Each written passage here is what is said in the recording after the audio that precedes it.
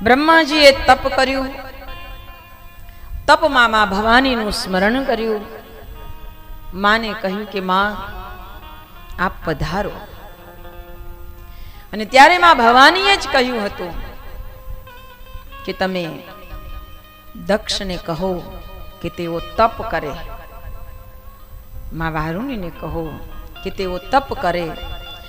માને લાવવી હોય ને તો પણ માતા પિતાને તપ કરવું પડે છે. દક્ષ પ્રજાપતિને ત્યાં 60 કન્યાઓ હતી અને છતાં પણ એમને દીકરીને મેળવવા માટે તપ કર્યું છે. શું મહિમા હશે? આ શાસ્ત્રો ન વાંચે ને, આ શાસ્ત્રોમાં ન ઉતરે ને એટલે દીકરી નથી ગમતી. અને એટલે દીકરીઓ માટે ખોટી મનોદશા ઊભી થઈ છે. જો કે હવે તો ઘણા બધા સુધરી ગયા, પણ હજી જે એવા છે તો એવા જ છે. પણ કહેવાય છે કે જે ઘરમાં દીકરી હોય ને, શિવ મહાપુરાણમાં પદ્મ પુરાણમાં કહેવામાં આવે છે કે જેના ઘરે દીકરી હોય એના માતા પિતાને ફરીથી જન્મ નથી લેવો પડતો, એને મુક્તિ મળે છે, એવું કહેવાયું છે. એટલે દીકરી ભગવાન આપે ને તો પ્રેમથી અને ભાવથી ઉછેરજો. દીકરી તમે જેવી રીતે રાખશો ને એવી રીતે રહી લેશે. તમારે જોવું, દીકરો હોય ને કદાચ હજી આમ જીદ કરે કે ના મને તો આ જોઈશે જ, પણ દીકરીઓને જોવું તમારે પહેલા પૂછશે. માં ચંડિકાને જ્યારે એમ થયું કે આટલું તપ કર્યું છે ને, પિતામહની ઈચ્છા છે તો હું ધરાધામ ઉપર પ્રગટ થાવ, દક્ષ ને પિતા અને વારુણી દેવીને માતાના રૂપે નિમિત્ત કરવાના છે.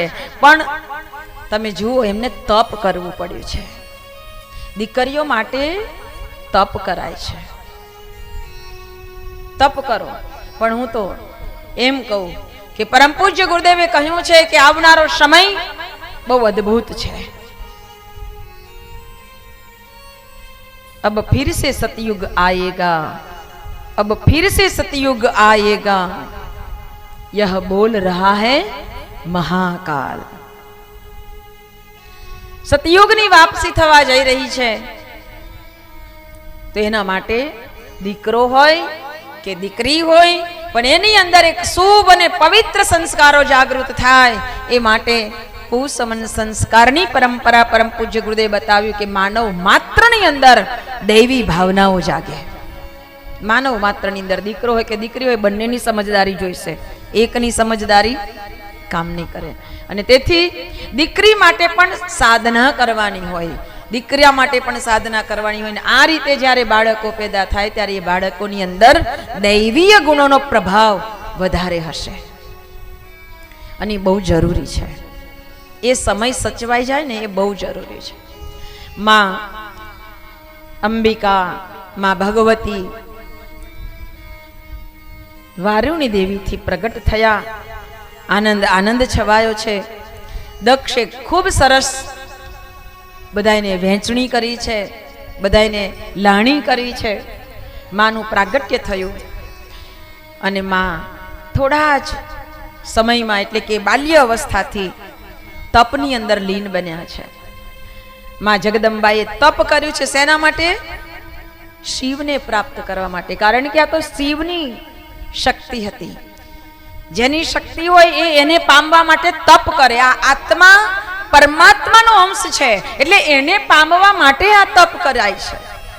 આ આત્મા એટલે તપ કરી રહ્યો છે. અને આ એક જ શરીર એવું છે, માનવ શરીર, કે જે શરીરથી આપણે તપ કરી શકીશું, જે શરીરથી આપણે સાધના કરી શકીશું. અને તેથી પરમ પૂજ્ય ગુરુદેવ પ્રજ્ઞા પુરાણમાં માનવ દેહને ઋષિભૂમિ સ્વર્ગની સીડી કહી છે. અને આ જ શરીરથી જ આપણે પરમને પામી શકીએ, મોક્ષને, મુક્તિને પામી શકીએ.